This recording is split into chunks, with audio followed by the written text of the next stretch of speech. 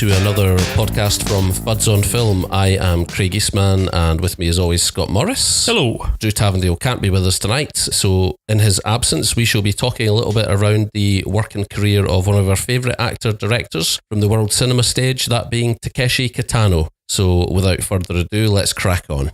So Scott, I'm guessing very much like myself then, I think you stumbled across Takeshi Kitano in some form while we were in our formative high school years, right? I'm guessing around the mid-90s? Yes, I think more than anyone else, he's had the biggest impact on my film watching career, if you like. The works that he's put out were probably the most influential and the first things that made me see that cinema could be more than just, flashing lights on a screen. And he certainly opened up a lot of doors into the world of Japanese and just foreign language cinema in general that I had not seen before at the time. So he's clearly one of the most influential people in my thinking of film, so it's great to have a chance to chat about him. Yeah, I guess for me, we were discussing this briefly just before we recorded, but I guess to fill in the listener, I first came across Takeshi Kitano when I believe I'd bought a VHS from the UK manga label. I can't remember what film it was. It wasn't Akira, it must have been something else. And inside it was this flyer for the ICA presentation of Violent Cop and this stark black and white imagery. It really captured my imagination, and I don't think I understood or had really any concept of what Asian cinema was at that point. And as you've mentioned, I think my first foray into Takeshi's work, which was Violent Cop, which I later got hold of on VHS, turned out to be massively important and very much tipped the scales at a point when I didn't necessarily realise I had critical faculties, or probably I hadn't developed them at that point. And this actor-director's work is very much responsible for me developing a taste for cinema that I might otherwise never have developed. Yes, same here. He's been tremendously important in opening up a number of doors which otherwise I think may never have been opened.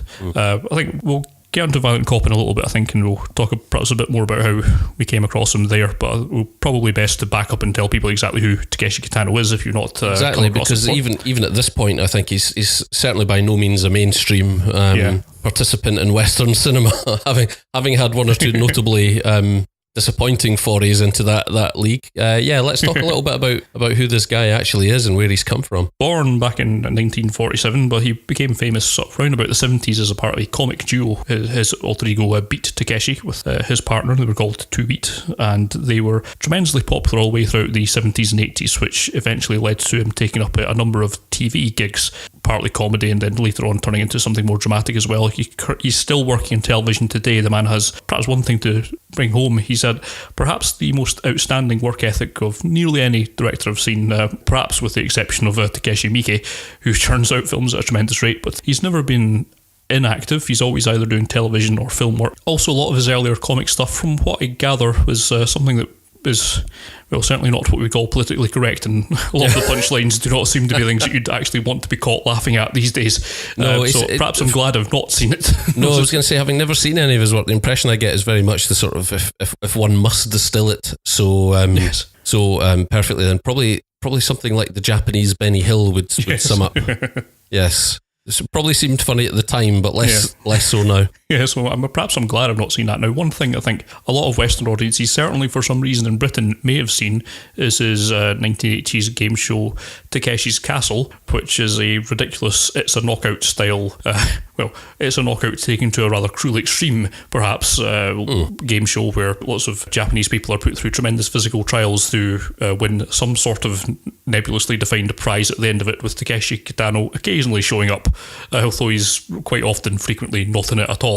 And of course in the UK it was narrated by Red Dwarf's Craig Charles and became quite a mainstay of late night television. It's not something I think really we need to spend any time talking about here, but that's one of the two early reasons where people may have came across Kitano's work. I take it you've nothing particular to say about it's not something that warrants an awful lot of commentary. It's a silly game show. I wish I had something more to say, but it's one of those things that, again, your university years and my early work years, it was that sort of thing. Yeah.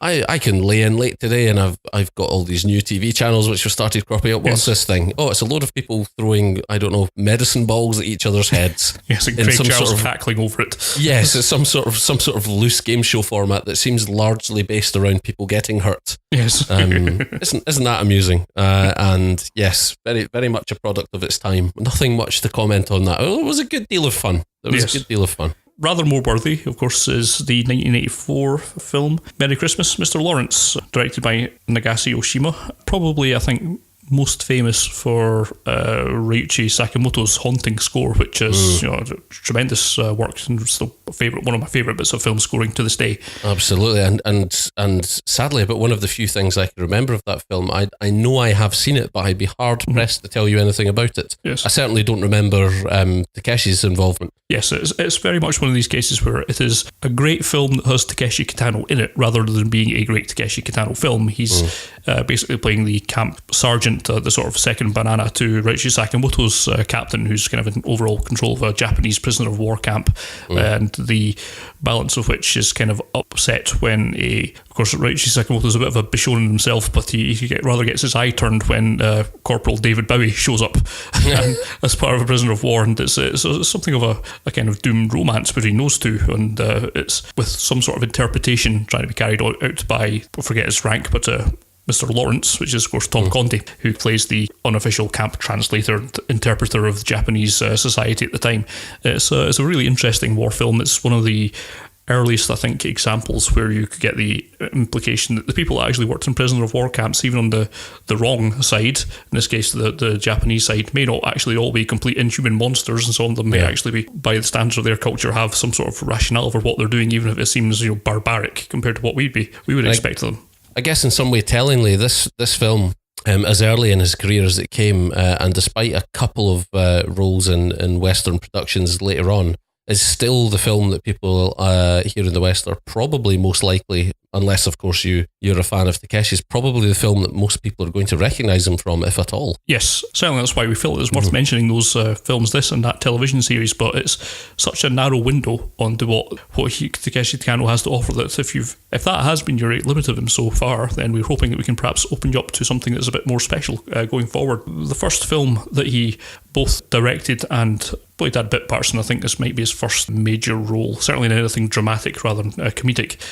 It was, of course, the aforementioned Violent Cop.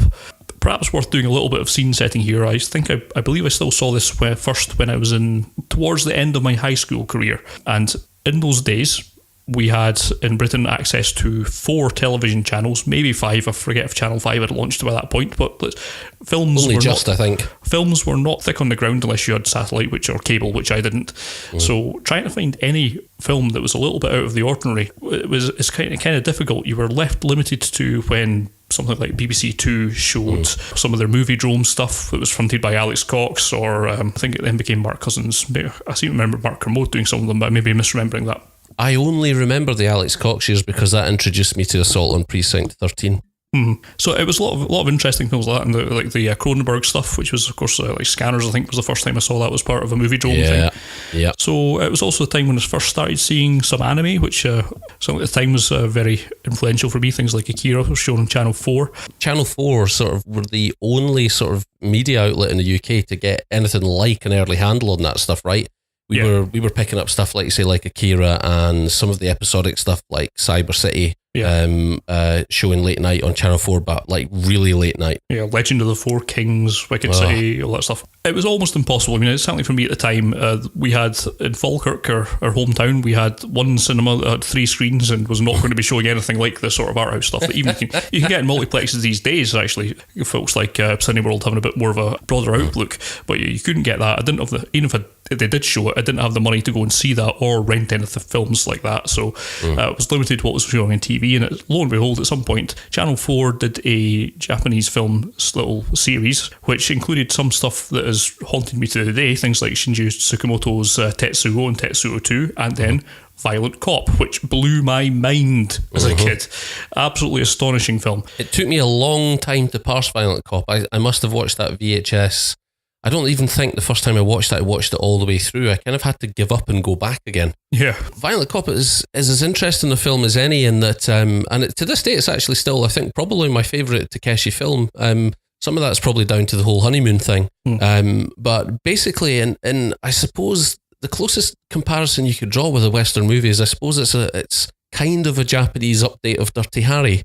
Yes. But that's not to say that you will recognise much of Dirty Harry in it. It very much establishes Takeshi's trademark style, certainly so far as his Yakuza and or sort of gangster movies are concerned. We'll touch on some of the other stuff he's done later on because he does have two very distinct veins of filmmaking. But as pertains to his gangster stuff, he kind of sets his stall out here early. And I think it was Kinji Fukasaku who was supposed to originally direct this, but fell ill. Yes. So Kitano basically took the reins, did a fairly heavy script rewrite, and we've ended up with this mesmeric piece about a police officer who is very quick to use violence as a tool, as leverage in pretty much any situation. And while he's undergoing an investigation into a series of homicides which are related to drug dealing in his home city, he discovers that one of his colleagues, with whom he's quite close, has actually been supplying drugs from within the police.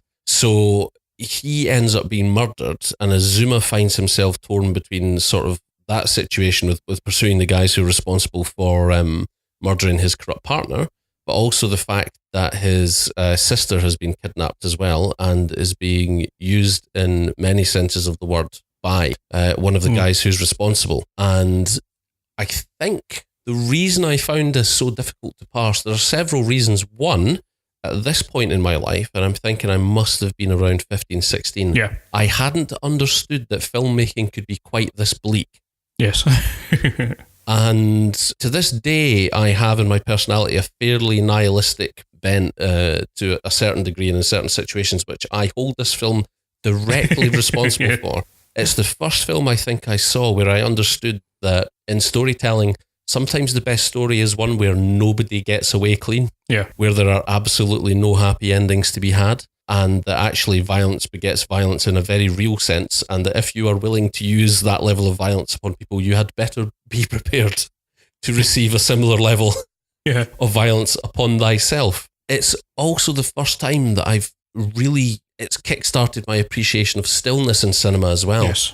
Because for all that Takeshi's gangster films rely, I suppose the yin and yang of his gangster films is that he balances moments of often unexpected but almost always spectacular violence with great swathes of 35mm film, which essentially are just a copy and paste of one frame of his face. He's quite happy to let the camera sit on his untwitching face for a good couple of minutes. That could be in any number of situations. He's very much a practitioner of stillness, which makes a very interesting contrast and actually makes those moments of violence, those punctuations of violence, all the more spectacular. It's mesmerising in a way that one can't necessarily qualify all that well. Right from the off, you start seeing what his auteurism is going to be, if you like. You can see that he's, he said publicly, he's no fan of seeing people talk while the camera's swiveling around a room or anything like that. That's why you get these very long shots of people conversing. There's nothing particularly going on. There's none of the kind of reverse face thing that you might have in quite a lot of the Western stuff. He's perfectly happy to have people just walk into the camera for about 2 minutes and then walk away from the camera for another 3 minutes. As long as that's sort of telling the kind of, it's hitting the pacing that he needs to get out the rest of the story. And I wonder how much of that comes from his comedy background, because a lot of this film has, and it basically you can apply this to almost every film that he's done, has this incredible sense of timing in a way that really sort of punctuates the beats of the dramatic impulses of it much better than almost any Western film I'd seen to this point. Not to say that there aren't them, of course, but at this point in my career I hadn't seen them, and this really blew me away. That's just the pacing of it, the way that it can be so still for so long and have lots of stretches where there's not really much going on. No, not even dialogue. No, another hallmark of Takeshi's style. I think he would be happier if he could just direct films with no dialogue in them at all, and he's come close to doing that on a few occasions, and there's not really an awful lot in Violent Cop. No. He would much rather explain things, as you say, just by facial expressions and little glances. These things like that. He's far more subtle of a storyteller than you would think, given the comedy background that he comes from. He's tremendous in that respect. And sometimes even without the emotion, bizarrely, I mean, I can think of a couple of scenes in Violent Cop, one of them being, I suppose, the scene where someone attempts to stab him in the street. And he'll quite happily have these scenes. And again, there's something absolutely mesmeric about it. And it sounds a bizarre thing to say about something so intrinsically violent, but there's a scene where a guy tries to stab him and he turns around and he grabs a hold of his knife with his hand, with his bare hand. Yeah. And the two of them stand there for a good sort of 10, 15 seconds, just staring unblinkingly at each other. And not just unblinkingly, but completely dispassionately. No care one way or another on either of their faces, except for the fact, I think the guy trying to stab him's chewing a matchstick, which he may continue chewing, or he may sort of pause chewing it, I'm not sure. And it's the strangest thing, and it's not even some sort of cultural divide, it's very much Takeshi's style. It's not necessarily he's trying to say something through that. There's just something inherently cinematic about just in a situation like that, allowing the enormity of what's happening almost to disappear into the background and just to focus on two really interesting faces. And this essentially like a massive battle of wills, but just completely unspoken, completely silent, almost emotionless. It's bizarre. Yeah, it does occasionally lapse into what would seem to be a kind of something stolen from Western films. It's almost like he will do a Mexican standoff, even if it's just people talking to each other, which somehow shouldn't work, but it really does. He manages to pull off this tremendous sense of drama from really nothing happening, which is an incredible feat. Yeah, I hadn't seen anything at all like it at the time, and it just, as I say, blew my doors of my mind apart. Yeah. I think, and a lot of it is to do with the casting. I mean, I'm not sure how involved he is in the casting, but he's certainly worked with one or two other actors regularly throughout his career. Whether or not he's directly involved, I'm not sure, but there's a real knack in his films for casting people just really interesting characters to look at. Yeah. As shallow as that sounds, a lot of even sort of incidental characters in these films, and I think about almost all of the characters in Violent Cop, he works with a group of actors who are just really fantastic at working with it and rolling with the way he likes to work, and who are equally as happy at sort of just minute upon minute of just stillness and silence. I think about the scene near the end of the film where the three guys are standing in the warehouse while the chap, I forget his name, while he's loading the guns, telling them, look, he's coming, there's no point in running. This isn't going to work out well for any of us. And there's a good sort of 2-3 minutes where the guys are just standing there contemplating their fate, and nobody's saying anything.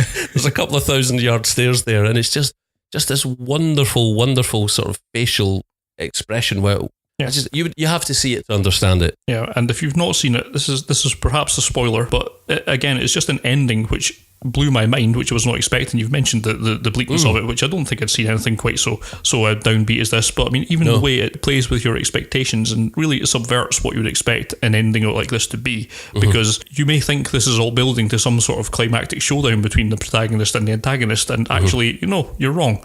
Yeah. Without spoiling it, other parties intervene, and you're left with something that is in no way satisfying in the kind of narrative sense that you would expect it to be if this was a more conventionally plotted film. But that really made it all the more impactful for me. Yeah. And also I think it touches on something that the lack of a happy ending thing. Also, what's important is that as a viewer, you sort of implicitly understand that although that's not the ending maybe you were hoping for, and whether or not you were actually rooting for Takeshi's character, as to whether or not he's someone likable enough, despite his largely, I suppose, his good intentions as a police officer, the mechanics of how he goes about his work don't necessarily make him sympathetic or likable in any way. But there's a very implicit understanding as a member of the audience that although this might not be the ending you wanted, it's the ending that was deserved for all of these people. Yeah. And even to this day, I mean, just watching it again in the last couple of days there, for the first time in a few years actually, I still was struck by just how bleak an ending that is, and actually how mesmeric and well paced, and actually although it's violent, also in a lot of ways subtle, and affecting that ending really is. Even to this day, having seen quite a few films now which have, I suppose, tried to ape that style and that nihilistic sensibility, then yes, I think it still stands head and shoulders above a lot of those films, and it's still my favourite Takeshi film, I think. I would want to pick between it and other films for some of it, but it's certainly very high up there. In terms of impact that it's had on my life, there's probably no other film that has affected what I watch in cinema or how I think about how cinema works as Violent Cop has. And for that reason alone, it's just a tremendous way to introduce yourself to Takeshi Kitano if you haven't done already. Thankfully, there's now a quarter-way decent DVD release. I don't think it's been able to release on Blu-ray. A lot of Takeshi Kitano stuff is not available on Blu-ray, which is a crying shame. But yes, if you have not seen it, it's certainly well worth picking up and watching. It's an incredible bit of filmmaking, and something that I think everyone really should be seeing. Yes, I would agree, and it's a great introduction to the style, certainly of his gangster movies. You will know after watching this film whether or not you are going to like Takeshi Kitano's work. But even if it's something that you don't necessarily gel with on a first viewing, I would implore people to watch it again and see if they can pick up on the rhythm of it. Not to be patronising, but there's definitely a rhythm and a style there that it might take a while for people to settle into that gear, but I think when you do, it's going to be massively rewarding and so unlike anything else out there that you'll have come across in the mainstream. What would we talk about next, Scott? I guess if Violent Cop is our introduction, where do we move from there? Well, I mean, we can just move through these chronologically, I think, more or less, because although he did have a number of roles where he's acting in films rather than writing and directing, most of them are not all that interesting to talk about, I don't think. So we'll just take a quick run through them. Some of them have got more to say about each other's. I mean, Boiling Point is a film that I think I watched as part of that same season and didn't impress me anything like as much. No. In fact, I remember just thinking, no, don't like this at all. It was a lot more perfunctory, I think. Yeah, it's his first outing as a screenwriter, from the start. I think that shows. I think a lot of me was just bored at first instance because it's based around baseball at the start, but that seems a bit harsh. I watched it again recently, and I think it was being a little harsh in this film, but it's certainly in my sort of lower 10 percentile of Kitano films. It has some structural issues. It's basically about a young kid who's part of a baseball team, and after some run-in, the coach of the team, who's like an ex-Yakuza, winds up being annoying the current crop of Yakuza who are knocking around. He gets injured quite severely, and the rest of the team kind of swears revenge. At this point, it's taken about, I guess, 45 minutes, about half the film more or less, to get to this point. And as part of the revenge franchise, it's decided that the kid has to go off and get a gun by going off to one of the Japanese islands where he meets Beat Takeshi. And at this point, it kind of goes off the rails because it feels like an entirely different film that's been parachuted in. Structurally, it kind of doesn't hang together. You've got Takeshi Kitano going about doing some fairly, again, some nihilistic things, but it seems like a character that's just appeared from nowhere to cause some mayhem and then vanishes again. So there's about a 30-minute stretch of him just causing all sorts of ruckus. Then the kid goes back and tries to carry out that plan, and it's got a lot of things that don't really flow. It doesn't flow particularly well. Plot elements appear with no previous explanation and cause a little bit of a kind of where'd that come from, where it could have been set up quite easily by like a line of dialogue before or one sort of small scene. Structurally, I don't think it was anything like his best work, and I can't really recommend it. It has enough of Kitano's usual style and flair that he brings to it that makes it not completely redeemable, but it's not something I would highly recommend anyone goes and seeks out. His next film, A Scene at the Sea, from 1991, is kind of, I would almost imagine, a response to people criticising that he can only do Yakuza films. It's quite the opposite, if I remember correctly. Yes, a young garbage collector one day finds a surfboard and decides to learn to surf. And narratively that's doing it a bit of a disservice. That's essentially what the film is. It's a kid learning to surf. He starts off kind of flailing around, not doing very well, and kind of the other surfers on the beach who are more experienced kind of laugh at him, but he perseveres. He learns to do it quite well. He gets accepted into a group. He's deaf and dumb, which is perhaps a bit of a trope given Kitano's lack of dialogue, but that means that it's a very silent film as well. There's very little dialogue in it, but yet again it works quite well as to show this guy's relationship with his girlfriend and how that is affected by his obsession with surfing, and it's another somewhat morose ending to the whole thing. I think it works quite well. It's a very somewhat melancholic piece. It's quite sad. But at the same time, also has moments of kind of happiness and upbeat, positive nature, which is refreshing to see. It's got people overcoming challenges. It's a bit more conventional. It's very contemplative, I think, is a word that's used quite often about it, and I think that does fit it quite well. I mean, a lot of it's just kind of passively watching people surf and watching this guy kind of enjoying either his life or seeing other people surfing and enjoying it, and how that kind of spreads to some of his friends as well. If he hadn't done films that are kind of a similar vein later on in his career that I think are better than it, I would probably recommend it more highly as a sort of change of pace for Kitano. As such, he has done better films, which we'll get on to, which kind of plough a roughly similar trajectory. So it's more of these kind of ones that you'd mark down for interest. I enjoy it quite a lot. There's not really a Takeshi Kitano film that I don't like and wouldn't recommend on some level, but if you're putting them in order of when you should get around to it, I think A Scene at the Sea is probably quite low on the list for me. Yeah, it's one of those films. What it does do, or for our purposes, was what it serves to do is actually introduce the viewer to the simple setup that so often is at the heart of some of Takeshi's films, and how he iterates on that to expand the characters and the plot outwards. But quite a few of these pieces actually start with a very, very simple premise, like you say. Yeah, young dustman, garbage collector, finds a surfboard, decides he wants to surf. Yeah. And take it from there. I'm trying to think where we move to after Scene at the Sea. I guess probably back to gangster territory for Sonatine, right? Which is another of his much more well-known movies here in the West. Yes, and I think rightfully so.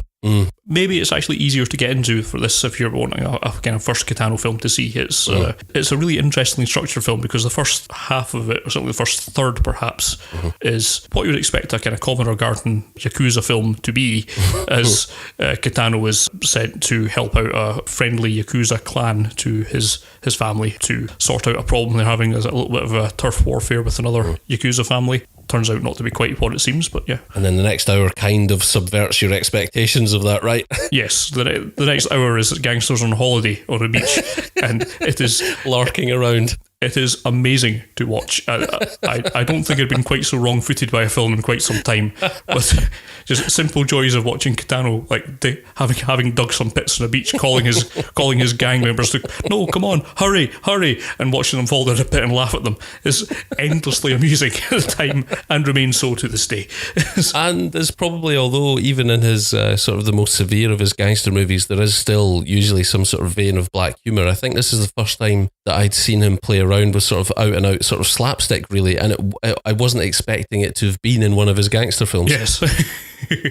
Yes, it's an unusual addition, but it does work incredibly well. I have some issues with the ending, which the first time I saw absolutely floored me again. Yeah. Another one of these endings a la Violent Cop that subverts your expectations somewhat. When I've been watching it again on replay, it seems a little bit cheap, actually. It doesn't seem to come from anywhere. No, it's less of a statement than a sort of just random happenstance, really. Well, not random happenstance, but it's not serving a great narrative or sort of character purpose, really. I don't think. Narratively, I don't think it works at all. However, I can't deny that emotionally it still works to this day. The way that it's framed is really quite something to behold, and I think it is really effective. And it's kind and of it comes as something of a slap in the face after that hour that's just preceded it. Yes, as a way to effectively end a film, it really does work incredibly well. It's one of the most memorable endings to a Takeshi Kitano film that there is. I don't think it deserved that ending, though. That's one of these quibbles that you come to think about after about 3 or 4 watches of it, and when you've seen the rest of his work, though. It shouldn't dissuade anyone from watching it in the first instance, because for that first time through, it is amazing. And the rest of the film, even if the ending was the worst ending in the world ever, it would still be worth watching for that first, well, it's really 90 minutes, I guess. Tremendously enjoyable film, and certainly one of his best gangster outings, and really, really quite remarkable. And again, another film I watched fairly early on in my career after trying to find out a few more works on his. I think by this point I was in university and managed to secure a VHS copy, and enjoyed it immensely then. So, yep, definitely one to look out for. And from that sort of slapstick, well, almost slapstick middle section of Sonatine, actually we head there to a out and out random slapstick nonsense of 1995's Getting Any, which I think the first time I saw that was round at your gaff. Could well be. So again, another incredibly simple setup. Basically, Takeshi not starring centrally in this movie, although he does pop up as a scientist. Yes. Of sorts. Yes. Yeah, of sorts. Yes. Broadly speaking, a scientist. Centering on a somewhat challenged young gentleman whose main goal in life seems to be to get laid. Yeah. And to that end, he decides that he has to get a car which is sufficiently impressive enough, and then he will be able to get laid. Yes. And from there on, really just a series of what would otherwise be completely disconnected comic slapstick vignettes that just, I think what worked about this the first time I saw it was that I don't think I'd been exposed to enough Japanese culture by this point, other than Takeshi's movies. Yeah. That the out and out randomness of it kind of floored me. And I'm not altogether sure that first time I'd seen it if I'd known that Takeshi Kitano was really a comedian before now. I may not have been aware of that. I may have just known him as a purveyor of bleak gangster movies. Yeah, I think you may be correct there. And so, yeah, this is the first sort of out-and-out comedy that probably I would suspect, because obviously neither of us have seen really any of his early TV stand-up output, or his double act to 2 beats. I would guess this is probably the closest thing to that we've so far seen, and in a sense, it worked purely. The sheer randomness and craziness of the thing absolutely had me in stitches the first time round. However, I have to say that going back and revisiting it recently, I was much less impressed by it. It's not a film that's aged particularly well. No. If nothing else, there's lots of things that date it very badly. Things like this, the whole mid-90s thing of which I think was dying out by this point, more or less. But the gratuitous nudity and things like that just kind of doesn't really do it any favors. I don't think it's not funny. Doesn't really help what it's trying to say normally, as the guy has his vivid internal life. When I watched it again the other day there, it works well enough for about the first hour before going off the rails. I think it kind of runs out of juice and turns into a Godzilla sort of style parody towards the end, and at that point I think it's ran out of comic mileage by that point. The first half's still probably zany enough to almost justify a watching, but he's not a particularly great film. I don't think. It's how much of that's cultural, I don't know. Obviously comedy's very difficult to in any way analyse. It's something that is either funny or it's not to you, and you can't really explain why something's funny or not. Well, it's the most subjective of the cinematic styles, isn't it? And then when you factor in the several thousand miles of geographical cultural difference into the mix, then it's all that plus 20 years. Exactly, and I think also the fact that, to a broader audience, probably if you haven't exposed yourself to that much Asian culture, cinema or otherwise, I think it very much hinges on references to cultural norms in Japan. Like you touched on Godzilla, right? Yeah. Unless you are aware of what's happening there, you're not necessarily going to appreciate, why these sort of strange vignettes are popping up, or why they've collected Tokyo's most massive turd in the stadium. You won't understand why that's there. It's all going to seem a little bit out there.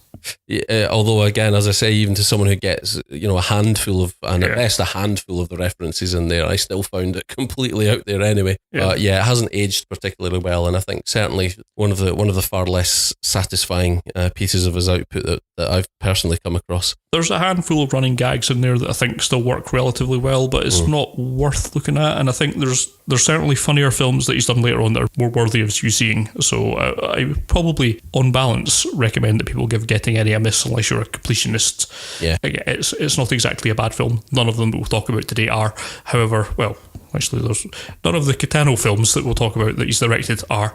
But yes, it's not particularly relevant in this day and age, and it's not all that great. So probably not worth the bother of trying to track down. No, and another film which probably isn't worth the bother, although you'd probably find it much easier to get hold of if you wanted to, was the first attempt at Hollywood of shoehorning Kitano into a Western production, which would be the...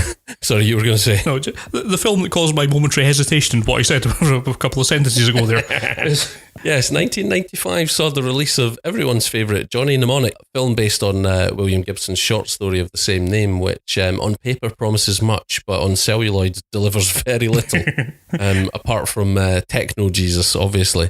I don't think it probably stands for us to talk too much about Johnny Mnemonic, because at this point we've actually already recorded our commentary for it. Yes. Which will be the next podcast you may want to listen to after you hear this episode. Yes. Or don't listen to it. I entirely understand if you don't want to watch Johnny Mnemonic again. Yes, you would only get the most out of that commentary if you actually bother to watch the film at the same time, and I'm not sure I'm going to recommend that to anyone. No, I'm not convinced I'd watched it before the podcast that we did there, and having watched it, I'm now quite happy that I hadn't until that point, and I certainly, it's not a film that I will ever think about again. It's just not particularly good. No.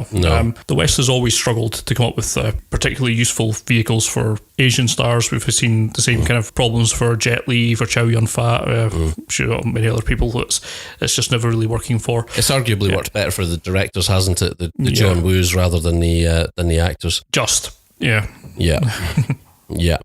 So Johnny Mnemonic was a thing, and after wrapping up Johnny Mnemonic, I believe that following the film, this is when Kitano had bought his scooter. So at some point between wrapping up on Johnny Mnemonic and the film being released in cinemas, Kitano quite famously suffered fairly serious injuries in an accident on that scooter, which, depending upon which media outlets you listen to, he himself called an unconscious suicide attempt. I'm not sure how much stock I put in that or how much has been lost in translation there, but actually the scars of that accident remain to this day, because he was quite badly paralysed and had massive surgery to regain use of his facial muscles.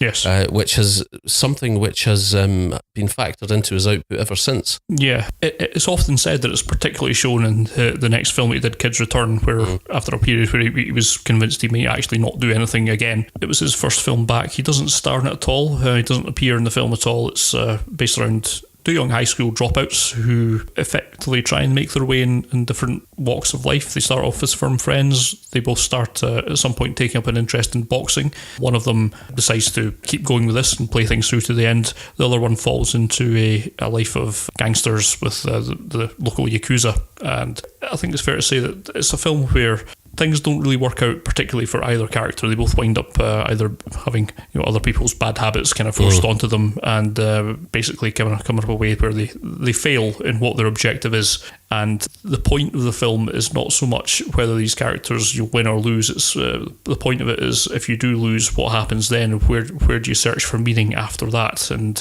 it ends on a very open note. It's not a particularly depressing film. It doesn't feel like these characters have particularly lost hope, but they're certainly not going to do the thing that they thought they were doing.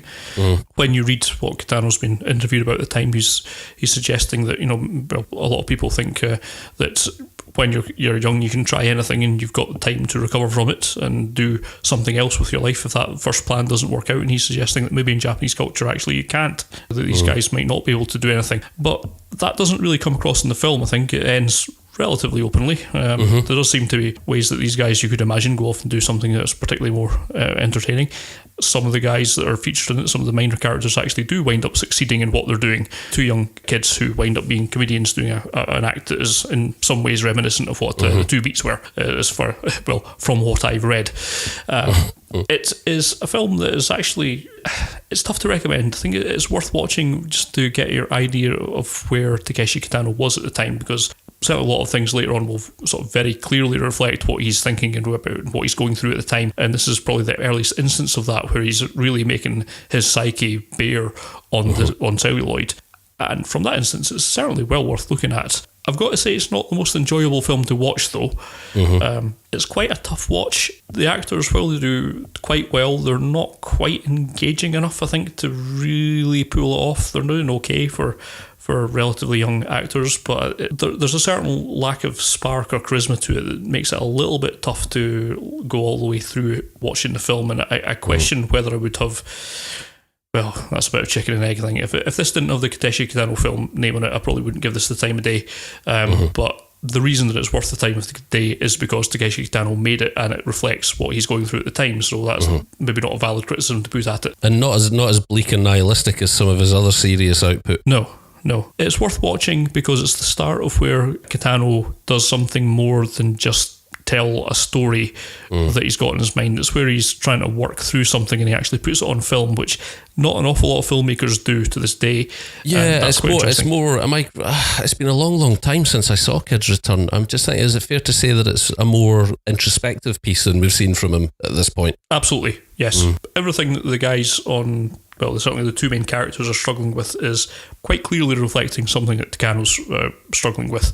And that's a nice way to kind of see a director's mind working and how he translates that into a film output. It's got a lot of interesting film nerd connotations that make it quite recommended to watch. If you simply want to watch an enjoyable film, it's probably not the one to go to. No. But if you got to the point where you've watched like multiple Takeshi Kitano films, then certainly it's the one to actually see. If your purpose is to understand him as a filmmaker, then it's kind of essential, I suppose. Absolutely, yes. And then, of course, at some point in the intervening months or years here, he took up painting as a hobby, which was another creative outlet for him. And that painting features fairly heavily in the next film that we probably want to mention, which is Hana-Bi, which to this day I think is still it's certainly his most awarded, and I think probably his most critically acclaimed film, right? Yes, and it is my favourite Takeshi Kitano film. For various reasons, I didn't mention it during our favourite films podcast, but it's probably my favourite of his output, and I think it's highly recommended viewing for absolutely anybody. It features, in the largest part, it's kind of falling back to some degree on what he did with Sonatine in particular. He's playing a cop who eventually kind of is made to retire. He finds out that we find out that his wife is suffering from a terminal disease after some initial output with the cops, where he basically does enough to earn the enmity of people who will play a part in the final act. He winds up basically just taking probably about at least the last third, maybe half of the film off, simply to tour Japan with his wife and see various things before the end occurs. It's another film that kind of slightly wrong foots you, because it's starting off with, while Kitano's on the cop side of the Yakuza film, it's starting off essentially something similar you might have expected to have seen from him before turning into something that's a lot more tender, a lot more emotionally mature, a lot more touching, and it's one of those incredible films that just packs such an absolute punch. It made me actually, it sort of brings tears to my eye to this day, and I'm unlike yourself, you won't mind me saying, I'm sure, I tend not to be particularly affected by a lot of films, but this one really does. There's very few films that affect me on such an emotional level as the ending of Hana-Bi. The last third of this film is just heartbreaking to me to this day. Well, you can imagine the state I was in when I first watched it. Yeah. I think from his point of view as a filmmaker, but again, I'm not sure whether it's anything to do with the point where he's at in his life, but it's certainly the first film, and again, probably to this day, the best example I've ever seen him actually tackle in any depth a female character. Yeah. Because it's not something that has cropped up in his output really at all up until this point.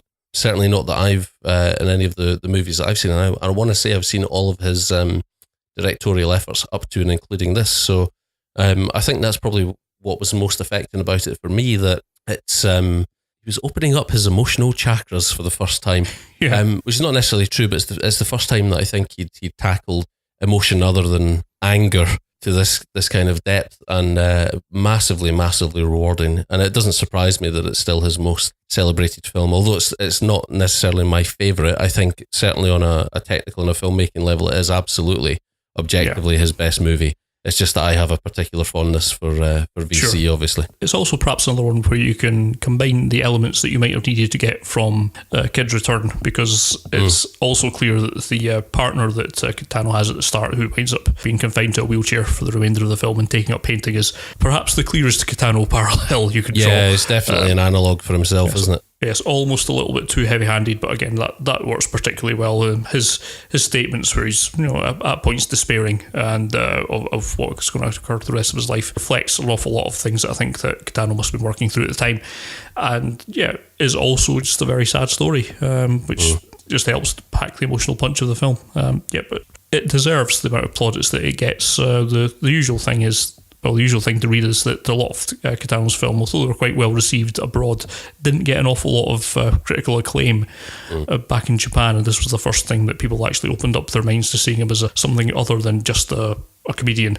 The show as a guy that actually has dramatic chops, both to act in and write and direct these sort of films that can hold a bit more emotional content rather than just trying to make you laugh, and deserves all the plaudits that it gets in my mind. A tremendous film, and one that to this day haunts me. It's another same sort of ending as Sonatine. It's this one, however, this has the ending that Sonatine wishes that it had, where Sonatine took a rather cheap way to do it. It's built in such a way at the end of Hana-Bi that's absolutely heartbreaking, in a way that really is narratively and emotionally justified by everything that's gone up before it. And again, it's just another one that absolutely floored me at the time, and even to this day, it's just the way that it shows what happens, and another sort of trademark thing of Kitano, although he's very comfortable showing lots of violence and aftermath, occasionally he won't show the actual act itself, which is all the more effective. Something that horror movies, of course, would show you to this day. You don't necessarily need to show the monsters. You can show the aftermath of it, and that's almost more effective. And that kind of thinking applies into the ending of this. It's a tremendous ending, and it's a tremendous film. Love it. Yeah, I would agree. I would absolutely agree. And then I suppose in the intervening years, actually less, for the next 2 or 3 years, no directorial output, concentrated more on his acting, career. I'm pretty sure at this point in Japanese culture, Kitano could pretty much walk onto the set of whichever movie he wanted and just take part. But I suppose probably the one that people will be most familiar with, certainly the Western audience, would be Battle Royale, in which he plays the teacher of the class who are selected for the Battle Royale. Battle Royale is quite amazing. Perhaps we'll circle back to Gohatto, perhaps, but Battle Royale is absolutely tremendous. It falls into the same camp, I would imagine, as great films that Takeshi Kitano is in, rather than anything to really do with Takeshi Kitano himself. But as cameos, it is the single most effective cameo that I've ever seen. That's maybe perhaps doing a bit of a disservice to the role that Kitano plays in Battle Royale, but it is, for those who've not seen it, a film about a group of Japanese school kids who are forced reality TV style to battle each other to the death. There'll be one winner who will presumably win the prize of being allowed to not die. It's the lazy analog being, of course, it's Lord of the Flies updated for a modern audience. Yeah, and again, as in the same vein that we've seen updated recently with the Hunger Games. Yes, but certainly a far more impactful film on pretty much every level than any of Good those. Lord, yes. And a shock to people who would have read Lord of the Flies as well, actually. But yes, I think that's I talk about Merry Christmas, Mr. Lawrence, but actually Battle Royale to some degree has become something of a touchstone even in Western culture. A lot of people are aware of that film, and again, it's one of those roles that you may actually be likely to recognise him from. Even if it doesn't form part of his writing or directorial output, it's certainly worth touching on from the perspective of his career. Yeah. And of course, as you pointed out, Scott, I've completely skipped Gohatto. One last thing in Battle Royale, it shows off what tremendous charisma the guy has. He's not got an awful lot to do in Battle Royale, but if he's not the most memorable and effective character in it, then I don't know who else would be contending for that. But yeah, it's such a tremendously impactful performance given that his relatively limited screen time. Kind of the same in Gohatto. Gohatto's a very good film, but it's not really got an awful lot to do with Takeshi Kitano. He's again sort of playing second fiddle to a commander in a militia, where the central character is a young 18-year-old, I believe it is, beautiful young boy who joins the militia as something of a bishonen, I believe is the character trope. He causes friction by certain people, to certain people in the grounds who are perhaps attracted to his slightly effeminate looks, and it's an interesting film. It's got a lot of quite nice sort of period detail, that kind of Shogun era stuff all works quite well. It's very well regarded, and I recommend it. It's a good film to watch, but it's not really got an awful lot to do with Takeshi Kitano, really. He's an actor in it, but he's not the most impactful in it. Certainly nothing like as impactful as the character he plays in Battle Royale, despite having a fairly similar, if not more, screen time in Gohatto. But he's largely reduced to exposition in this film, and it's a bit of a waste, really. He doesn't have an awful lot to work with and doesn't have an awful lot to do, but it's again something really for the completist, right? It's not going to afford you any insight into his practice as a filmmaker or no, nothing to do with Kitano's work. Now, it's a very good film, I think. I don't want to minimise it in that respect. Is this the one that people in certain territories might recognise this as Taboo? Yes, another name under which it's sometimes available. Sorry, I had to think there for a second. Yes. That's another film that we've skipped over there was Kikujiro, which is a very interesting film, and if you're going to watch something that's more of his kind of light-hearted comedic output, this is probably the one I would recommend. It's the one that's kind of held up best throughout the years, I think. At the same time, it's also been quite strong in the dramatic context. The stories are kind of almost a fable, really. He's playing someone who's implies, I guess, if not outright states, is an ex-Yakuza who's kind of kicking around, not doing particularly much. He and his girlfriend stumble across the protagonist is actually a young child who's comes up to summer holidays. His friends all go off for various adventures, and then he decides he's living with his grandmum and decides that he should go off to visit his mum in a town that is actually around about 3-hour drive, I think it is. I looked it up. It's about a 3.5-hour drive away from Tokyo, where this is set in an instance. And he decides to go off and visit her. But although her grandmother's not able to kind of go along for the ride because she's busy working, and this arbitrary Yakuza, who basically he's never met, decides, I'll just accompany him, which is not really a message you'd want to imply to your young kids, I think, at this point. Don't go on trips with a Yakuza. That's probably not the way forward for anyone's safety. But it turns into a bit of a road movie where he's trying to meet his mother, and it works tremendously well, although it's not even remotely realistic or serious. No, and I had actually completely forgotten about Kikujiro, and I've realised now that I'd never actually seen it. And I should probably correct that quite soon. It's actually a bit of a gaping hole, which is in my Takeshi knowledge, which is why I've somehow managed to skip over it, because he actually did write and direct this film. So when I say he did nothing between 97 and 2000, I'm talking rot. It's a really good film. I highly recommend it. It doesn't hold a lot of the water in it if you want sort of a gritty realism for it, but it's a tremendously enjoyable kind of little film to watch. It's not exactly a feel-good comedy either. It does have its moments of emotional heartbreak, but in this instance, it's not at all the focus of the film. It's about this young kid kind of coming to terms with some things in his life, helped by an unusual assortment of people that they come across as they kind of try and hitch a lift across this one. As the plot is a very, I think it's even a 2.5 hour train ride turns into a multiple day disaster of an output as they try and get across. They meet various characters, such as a couple of bikers who are quite well mannered and like him, and a prospective journalist who takes him around, and they go camping, do all sorts of sort of crazy stuff, and just kind of essentially just play. A lot of the film is just based around kids playing.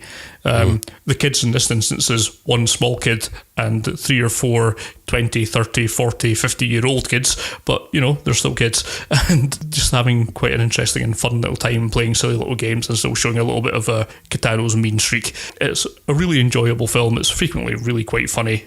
Narratively, it's not doing anything particularly complex, but I think on an emotional level it works awfully well, and it's funny and it's enjoyable and it's quite light-hearted, and it has its moments of pathos and its moments of levity to balance all that out, and it's a really nice, easy watch, and for that reason, highly recommend it. And then, of course, 2000 and 2002, Brother and Dolls, which a bit of a 1-2 punch to his career, because two films which I remember quite liking Brother, actually, but it met with fairly poor critical response, both in Japan and abroad. Yeah. And the same with Dolls, which for some reason sort of turned some critics against him at that point in his career. I could have sworn I'd watched Brother a long time, more or less when it came out, and not really thinking much of it, and went on. If that is the case, I more or less had forgotten about it in intervening years until I watched it quite recently. And I think my memory, if nothing else, is being somewhat harsh on it. It's fine. It's I think it was at one point it was envisaged as a kind of spiritual follow-up to Sonatine, and on that instance it delivers. My only real knock against it is that it doesn't really bring anything new to the table apart from being not in Japan. It's a fish out of water Yakuza. Somewhere between a jacuzzi and the Yakuza. It's a fish out of water Yakuza caper. It's perfectly acceptable. I just think it doesn't really bring anything new to the table at all. I think I watched it at a period where I was just quite happy to lap up anything he'd done, and sort of in a very disposable way found it perfectly enjoyable, and I haven't really gone back and watched it again, but I do remember thinking it was a better film than critical reception would have had you believe. Probably accurate. It's still not great though. It's perfectly acceptable, but because it's playing so close to type that it doesn't really bring anything particularly interesting to say, either on a narrative or just the filmmaking technique. There's nothing in here that you've not seen before, apart from the fact that some of the guys are, American rather than completely Japanese. It's worth watching. I mean, if you have a severe aversion to subtitles, then perhaps this would be as good a place to start as any, given it has less of them than usual. But that's about the only significant difference that I can see between it and some of his earlier works like Sonatine. There's nothing in here that is particularly different. It's perhaps the only thing I can say about it is the first film that's kind of focused on being a Yakuza and how that would play out all the way throughout, without taking diversions into sort of other, arguably far more interesting territory as they look a bit more into the characters. This is really more about the mechanics of how you would expand your turf and get how the inter-family loyalty and all that kind of stuff works. So if you want a straight-up gangster movie, perhaps this would be the place to go. That's about the only thing I can say about it that's in its favour, absolutely. The rest of it, I think, is covered better by other Kitano works, and it's a bit of a middle of the road effort from him for me. I can't remember the circumstance of this movie, whether or not it was another vested attempt to actually infiltrate the Western cinema market, or if it was purely a function of the story that he wanted to tell, that it was set in Los Angeles instead. I can't remember that. I want to say that at the time I had a better understanding of what it was about, but the circumstances around the production, but it all seems kind of lost in the mist now, because as I say, it wasn't that fantastically well received. So if anything else, it was more of a kind of hard-headed commercial decision from Kitano. There was a lot of interest in Yakuza movies at the time in the West, so I know how to make Yakuza movies, why don't I do one?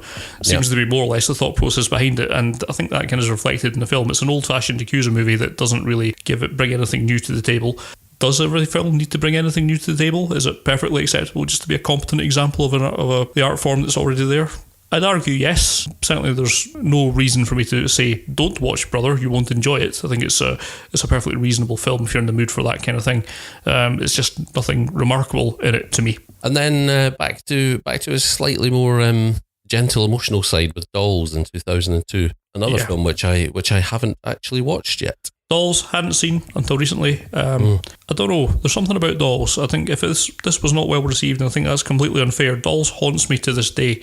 Admittedly, it's only been a few days. But Dolls is really interesting. There's any number of reasons why I can say that it's not really a particularly good film. Lots of things don't hang together particularly well, and it's three sort of separate vignettes kind of held very loosely together by a linking device of two bound beggars, based loosely on a true story of two kids. Essentially, starts off with a young executive. We're introduced to him marrying his boss's daughter as a way to kind of bring forward his career, having jilted a previous, long-term girlfriend who's basically tried to take her own life and has kind of gone a little bit insane and is now checked into asylum. Kind of overcome by guilt, he kind of bails out on the wedding and breaks the girl out of the sanitarium, and they go around Japan wandering, bound by a ribbon to stop her kind of going off and getting into trouble after some kind of early near disasters. And from there it kind of leads into a few other films, such as an old retired Yakuza who kind of goes back to find his first love from, I guess, 40 something years perhaps before, and some other elements. It shouldn't really work, and for a lot of people I can imagine that it simply wouldn't work, but for me it kind of hangs together. It's more better thought of as a mood piece than it is anything to do with the actual narrative itself. It's a lot of almost kind of fable like. It's more of a treatise on how love can or can't work in various scenarios, and it's almost looking at the more negative sides of what love can provoke, but how perhaps it's all worth it in the end. How you can get endings that are, again, maybe not exactly happy in the storybook sense of the word, but they're satisfying, and they've made people better characters by the end of it. There's something in Dolls that is really quite special. It's maybe something that Kitano didn't quite get his hands around, perhaps. I struggle to see what I would have changed to make this film better.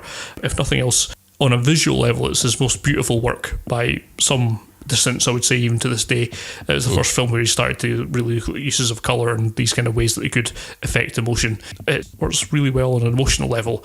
Narratively, yes, it's a bit of a mess, a bit underdeveloped, for want of a better term in that regard.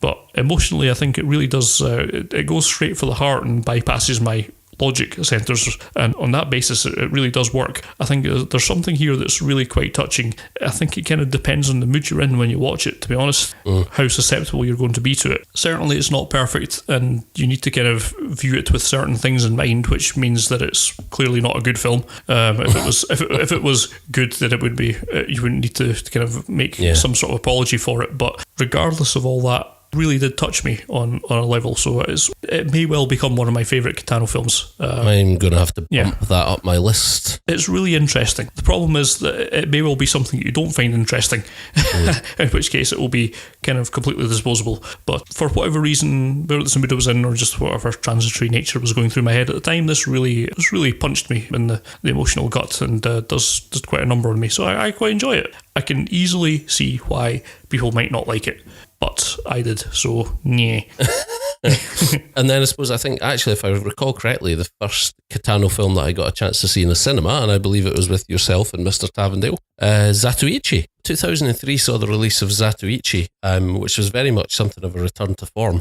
If you're familiar at all with Japanese literary and film culture, you will probably understand Zatôichi, the character, the famous or infamous blind swordsman.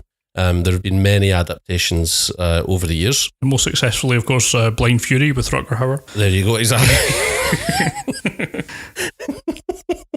Yes, most successfully in Blind Fury, but here Kitano playing a close second to Rutger Hauer. Zatôichi is Kitano's take on that, and again, I think after Hana-Bi, his most awarded film, I think, and I was quite pleasantly surprised. I hadn't actually watched any of the previous sort of blind swordsman movies, so although I was aware of Zatôichi, the character, I hadn't actually experienced any of it, and I have to say I was pleasantly surprised by this. I'm going to say something, and even as I say it, I'm aware of the fact I'm not necessarily going to be able to qualify it, but it still feels like a very contemporary film to me. Okay. Does that make sense at all? Well, it's clear that Kitano did a lot of updating to the kind of format to it. I mean, it's of course a period piece. It's set back in the I would imagine late 1800s off the top of my head. Sorry, I should qualify that. What I mean is sort of stylistically as a piece of filmmaking.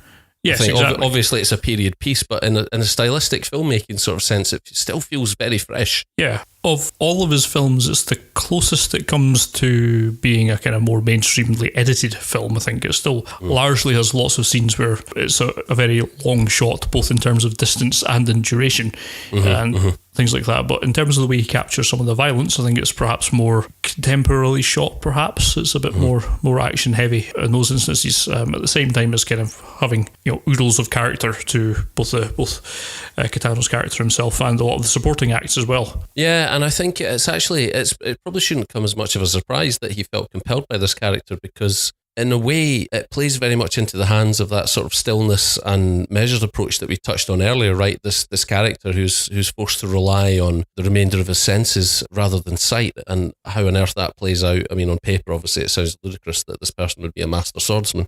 Yeah, but it all kind of makes sense, and especially so with Kitano in the lead and on writing and directing duties. It kind of sits really, I want to say, perfectly with his sort of sensibilities. Yeah, it's a proper sweet spot for him. And perhaps in a way it's a little surprising that he decided to go with this, because of course there's a scene in Getting Any which is basically parodying this whole nature, as the idiot savant kind of works his way into a role of being the blind swordsman, and it's played much more for laughs in that instance. And while there's certainly elements of humour running through Kitano's own stab at it, it's a much more successful dramatic film as well. I think it works on a number of levels. It has great action. It has a great way of utilising the strengths that Kitano's brought to his previous works in a way that is perhaps more accessible to the mainstream. It is endlessly enjoyable, and it ends on a nice dance number, so what's not to love? Yeah, exactly. Yeah. And I mean, if you're not familiar with the material, basically, I suppose, in a quick plot recap sense, Zatôichi doesn't go about marketing himself as a master swordsman. Actually, he's more of a masseuse, right? Yes. But he stumbles into this town, basically, which has been overrun by gangs and lorded over by a particularly powerful samurai. And I guess he redresses the balance on behalf of the townsfolk. Yeah, it's a lot like Kung Fu in that regards.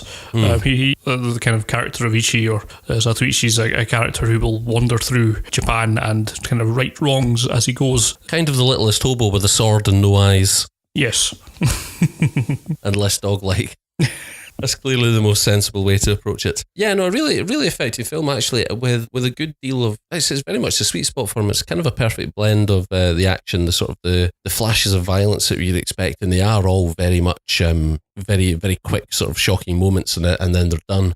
Yes. A good deal of humour. There are, if I remember correctly, there are a couple of sort of song and dance numbers in there as well, which you probably weren't expecting, which all lends it a sort of a very sort of fun air. So yeah, I mean, a lot of it's... Even though there's a very sort of violent subject matter at its heart, it's actually surprisingly accessible and a good deal of fun. Yes, a lot of it, he winds up helping two young geishas, one of whom is actually a man, and who winds up... Their family was slaughtered by the Yakuza, not Yakuza, the gangs that's running the town, and they're there to seek vengeance, and they're trying to effect that aim, and Zatôichi helps them.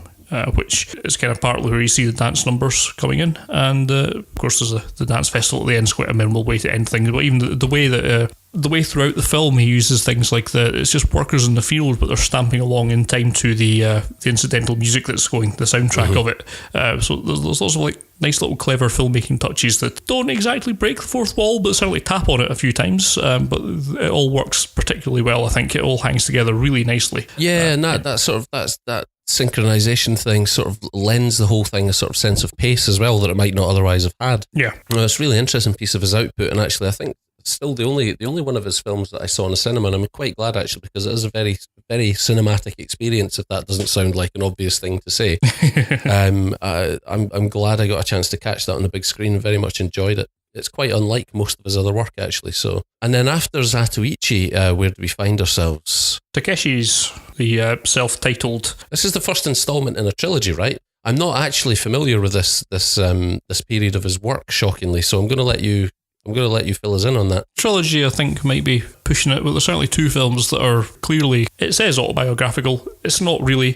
Takeshi's is... It's kind of a silly autobiography, right? Takeshi's is sort of pitched somewhere between a Charlie Kaufman film and a fever dream. It is, for want of a better term, barking. Kitano is playing himself, going through the process of kind of finishing off one of his films, and then he meets his doppelganger, someone who's kind of the blonde-haired Takeshi that you would think of as from some of the earlier films. At which point it becomes somewhat unusual. It kind of then concerns itself more with his doppelganger's life, who is more of a jobbing actor. He's going for extra roles. He works in a convenience store part-time, except his life winds up getting interwoven with parts of the film that was being made in the outset by Takeshi Kitano, at which point it becomes a bit Lynchian in terms of what the hell's going on. I was going to say, that sounds like a fairly big undertaking narratively, right? Yes, narratively it holds no water. It is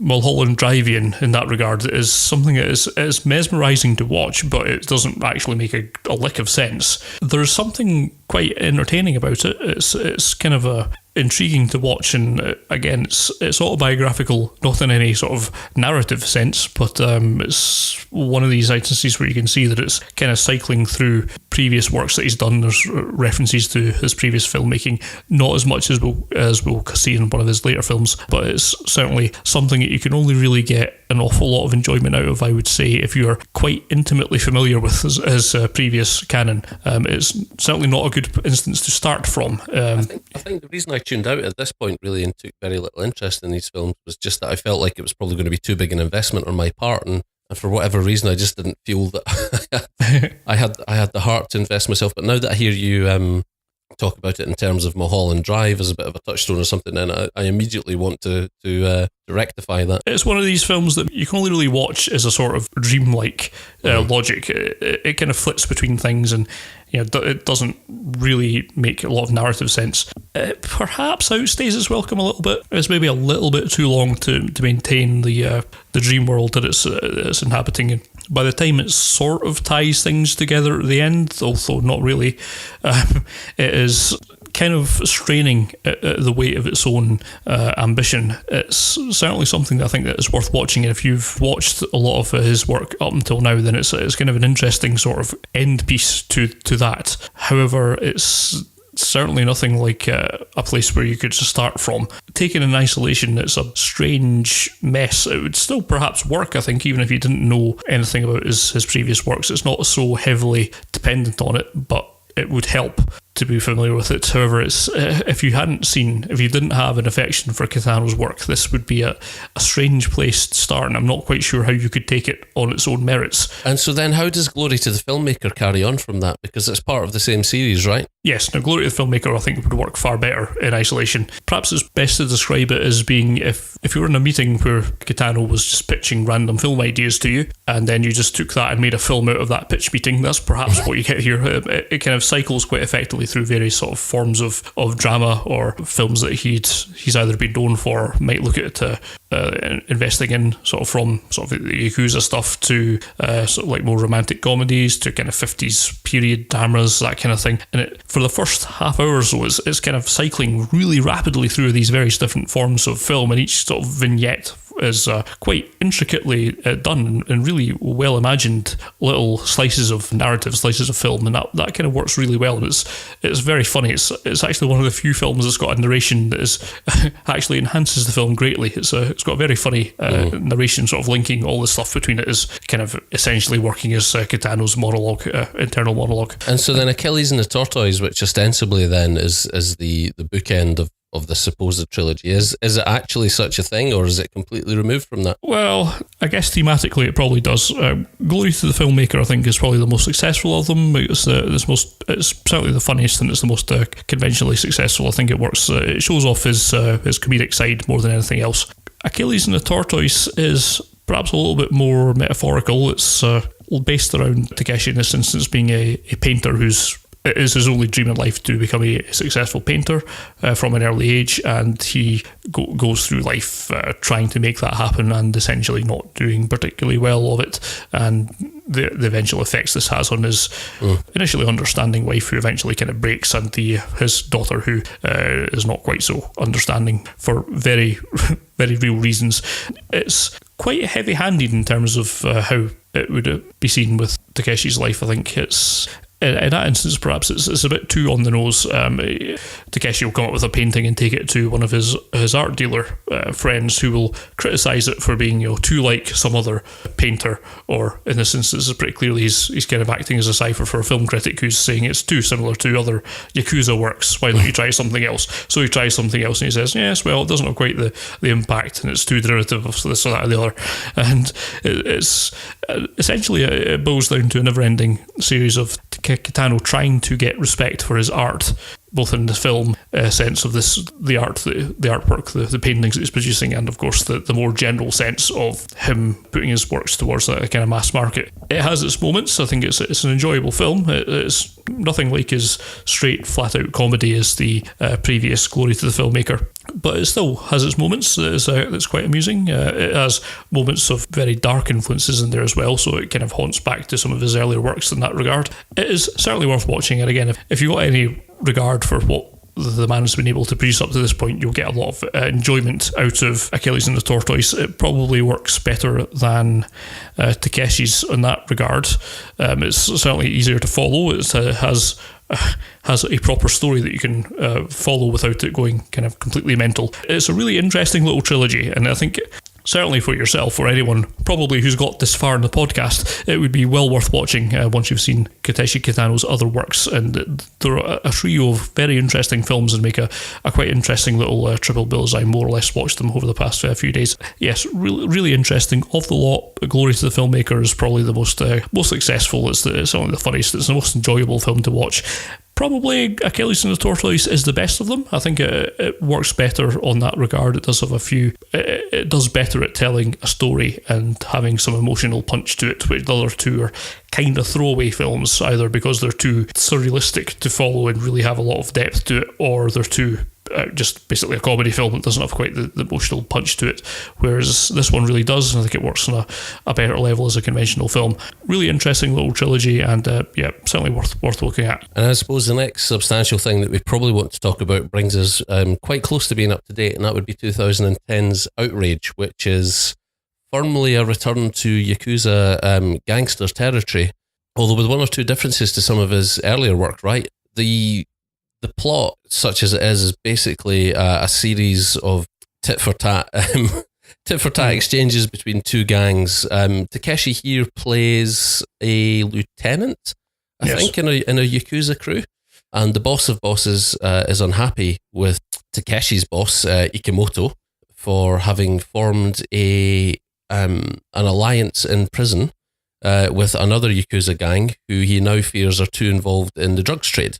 So Ikemoto decides that actually what they should do is set up a series of circumstances which will allow him to conveniently distance himself from this drug dealing crew, and he perhaps unwisely sets ultra-violent Takeshi on the case. So yes, what follows is a tit-for-tat exchange of violence between the clans.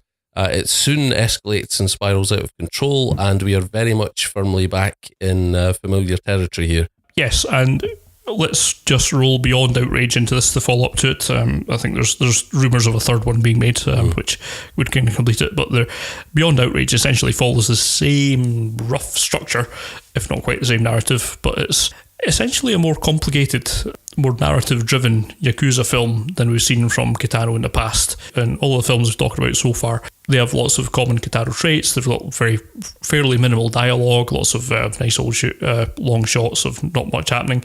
Outrage, for me, was a bit of a departure from this. I think this is somewhat closest to... It's the closest to a conventional film as I've seen from him. I would agree.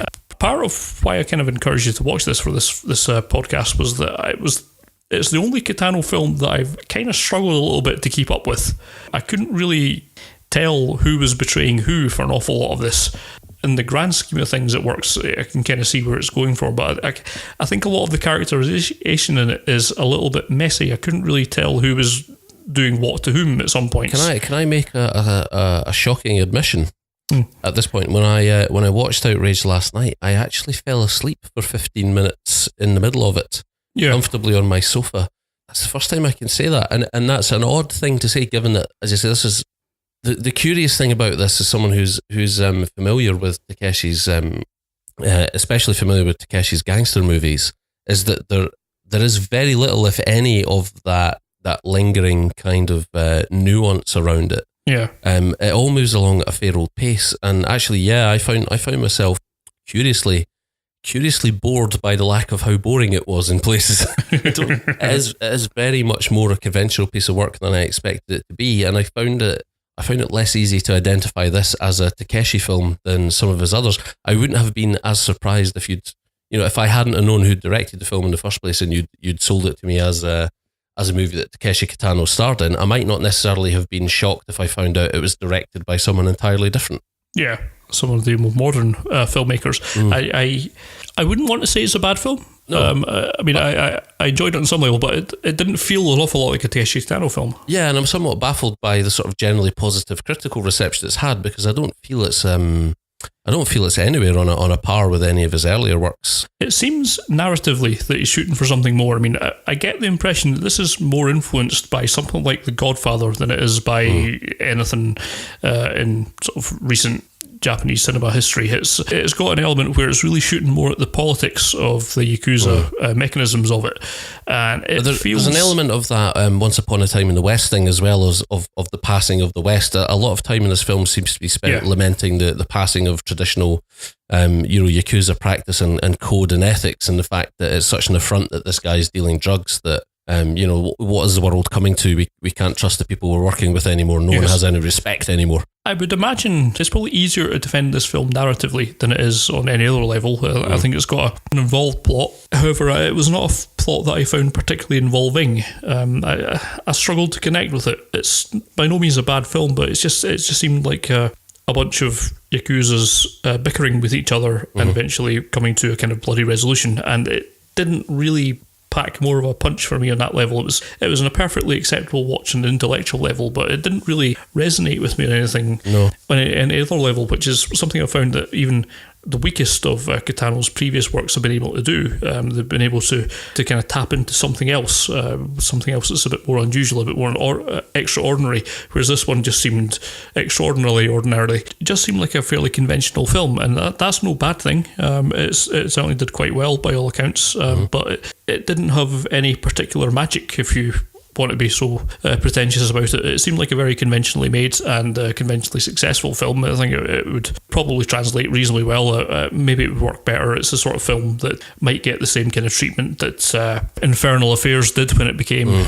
Departed, and it could be translated quite well in that regard, but I don't think it's really doing anything that is particularly Kitano-ish, and perhaps that's maybe just him wanting to challenge himself as a filmmaker by doing something that's perhaps a bit more conventional. I'm not sure. And that's absolutely legitimate, and it's not that there's not that necessarily that directorial flair, but I mean it certainly pushes along at a reasonable pace. I think the thing that the stylistic choice, I absolutely trust that he's gone down that path for a reason, and there's enough there in terms of the sort of flashes of random violence now and again to suggest that Takeshi's under there somewhere. But I think what's harder to swallow and that I missed most in this film, I didn't find the characterization of any of the central players or any of the peripheral characters for that matter actually all that engaging for once, and I include Takeshi's character in this, yes, because he puts himself not necessarily at the centre of the picture, but but close enough that I expected more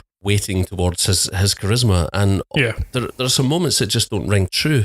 I'm thinking particularly about towards the end of the film, and not to ruin anything in the ending, but the Kato, the right-hand man of the chairman of the overall Yakuza group, it pulls an about turn towards the end of the film that just didn't ring true at all. It just didn't seem in keeping with his character, and it's not something.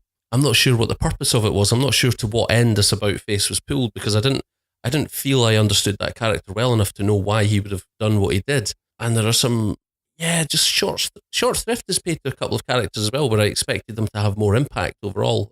Really kind of curious, not a bad film. But for a film called Outrage, nothing particularly outrageous seems to happen in it. No, I mean, there's there are one or two moments, one involving a dentist drill and another involving a Stanley knife, which I suppose are slightly outrageous. In fact, two moments involving a Stanley knife, which are quite outrageous. But yes, I think I seem to remember reading somewhere actually recently before I watched the film actually that Takeshi approached this film completely different to his others, and that essentially he sat around thinking up modes of assassination and assassination scenes that he thought might be quite entertaining, and then built a film around them. So really, I suppose narratively, this is if that is true, then probably narrative wasn't his biggest consideration there, and maybe this was an experiment in building a film a different way, but it certainly wasn't as satisfying as I expected it to be. And I know it's not necessarily something, he doesn't need to bring that stillness and that sort of hypnotic tempo to the table every time he makes a film. He's perfectly within his rights to do something a different way. But yeah, I'm slightly disappointed and also slightly baffled by the, as I say, the critical reception that it's had, because generally speaking, it was well received. And I'm not sure I would agree. So there was a review in particular from Jesse Cataldo, who I'm not familiar with, but for Slant Magazine, which holds this film in great reverence, and I really felt was working very hard to try and convince me that it was something that it's not, something akin to a masterpiece. And I felt like that review made an awful lot of excuses on behalf of this film that I just don't buy. So yes, I don't know if you feel as strongly about it as I do. The more I think about it, actually, the more disappointed I think I am. Yes, I mean, certainly it's not a film that I'm really recommending anyone go out of their way to see. And certainly in terms of critics, I'm not going to defend that opinion. People believe all sorts of strange things. I was reading in researching this podcast, there was some other critic who was saying that when he starred in 1995's Conan, and which was in bracketed with no particular explanation, saying, the best Japanese film of 1995. I'm not saying that's not the case, but if it was the case, then it was a very bleak year, 1995, for Japanese filmmaking, because Conan was entirely disposable. Yeah. Again, one of the first films back after his accident, but it's still a really quite forgettable film. And I'm already forgetting bits of Outrage after only a few days, and really everything we're saying here applies equally to the follow-up beyond Outrage. They're films that perhaps... The only defence I can come up with them is maybe they work better if you don't have any assumed knowledge of Kitano's works. Then you can sit down to Outrage and not really need to refer back to any of his previous works or his previous style of filmmaking. It works on a very conventional level, but it's just not all that great a film. I think this time for Yakuza dramas has kind of passed. I feel like the way I would sum this up is if for some reason my dad came up to me and said, "Who's this?" If he'd listened to this podcast and said, "Who's this Kitano bloke then?" I would probably say sit and watch Outrage. If you're gonna watch a film, watch Outrage, because it's the most contemporary. It's very accessible. But if you're not heavily into cinema and you're not that invested in looking for something different, then do you know what? I almost want to say it's the Taken of Takeshi's catalogue. Yeah, yeah, I can see that working. But at the same time, if you're really at all interested in what makes Takeshi Kitano, this is really a bit of a disappointment, because it's completely conventional. Sometimes conventional is great, and it's a perfectly acceptable film. However, if you want something that's actually different, if you want to, if you buy into the whole theory of auteurism, which in this instance Takeshi Kitano certainly has been, then this is a disappointment, because it really shows almost none of his previous influences. I desperately want to try and find a pass for this film, and I'm thinking now, is this the place that maybe if your palate's not so developed, or you're not sure about that sort of that lingering thing, then maybe this is a good introduction to Kitano if you're just not sure whether or not you can stomach the violence. I'm not sure. Because I mean, thinking about it, when we came to this, we were basically noobs to the whole point of any film outside of basically Indiana Jones, Star Wars, the sort of action adventure, more or less, from my point of view, and yet something like Violent Cop would come along and floor me and completely change the way I thought about cinema. Whereas this will not change the way anyone thinks about cinema. No, this is utterly conventional. Not a bad thing. Certainly a great many conventional films that I enjoy, and to a large extent I enjoyed Outrage. But in terms of it being something especially memorable, then this isn't the film. It's if you wanted to watch one of the most conventionally produced movies that Kitano's done, this would be the way to go. But I'm not convinced it really would benefit you anything over watching something any other Yakuza film that's been made in all of cinema. So what then of Beyond Outrage, or Outrage Beyond, depends upon which way you believe the title to be. Is it of any more merit? Because it certainly seems as though it would be along a similar theme. I haven't caught up with it yet. I intend to tomorrow if I can. But same essential criticism applies. It's a sequel. It would make no sense to watch Beyond Outrage if you haven't seen Outrage. So in that respect, it doesn't help us from our desperate attempts to kind of work this into a. So does Takeshi play the same character? He does. Yes. Right. Okay. Yes, you're throwing something of a curveball at the end of the film that is undone at the start of the second film. Okay.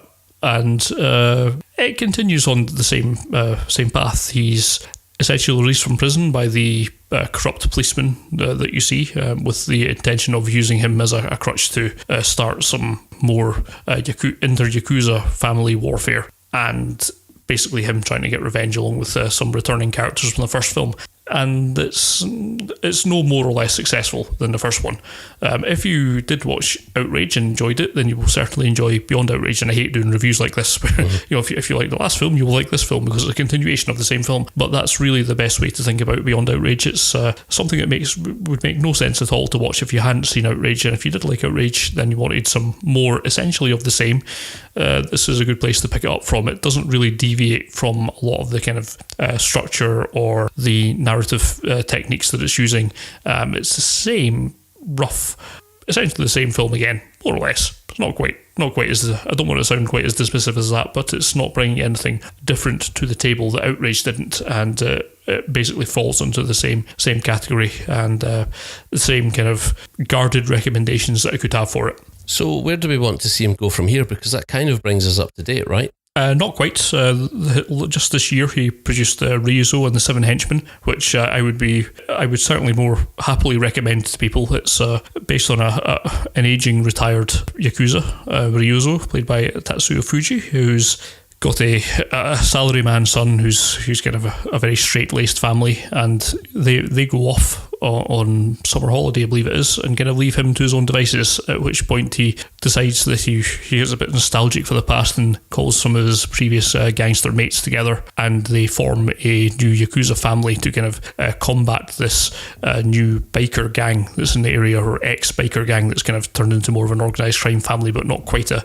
Yakuza family in the traditional sense. And it's got the same sort of yearning back to the old days of the Yakuza and proper old school systems of order and chopping off your fingers and all that kind of stuff, but it's played in a much more light-hearted vein.